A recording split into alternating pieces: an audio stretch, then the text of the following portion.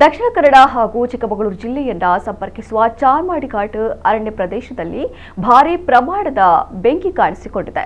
ಸುಮಾರು 1.5-2 ಕಿಲೋಮೀಟರ್ ಪಶ್ಚಿಮ ಘಟ್ಟಗಳ ತಪ್ಪಲಿನ ಅಪರೂಪದ ಹುಲ್ಲುಗಾವಲು ಬೆಂಕಿಯ ಕೆನ್ನಾಲಿಗೆಗೆ ಸಿಲುಕಿದೆ.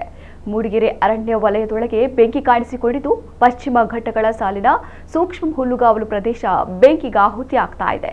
ಗಾಳಿಯ ವೇಗವೂ ಹೆಚ್ಚಿರೋದ್ರಿಂದ ಬೆಂಕಿ ಮತ್ತಷ್ಟು ಹರಡಿದ್ದು, ಅರಣ್ಯ ಸಂಪತ್ತಿಗೆ ತೀವ್ರವಾದ ಹಾನಿಯಾಗುವ ಆತಂಕ ಎದುರಾಗಿದೆ.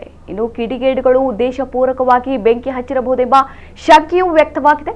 ಅಗ್ನಿಶಾಮಕ ದಳದ ಸಿಬ್ಬಂದಿ ಹಾಗೂ ಅರಣ್ಯ ಇಲಾಖೆಯ ಅಧಿಕಾರಿಗಳು ಬೆಂಕಿ ನಂದಿಸುವ ಕಾರ್ಯದಲ್ಲಿ ನಿರತರಾಗಿದ್ದಾರೆ.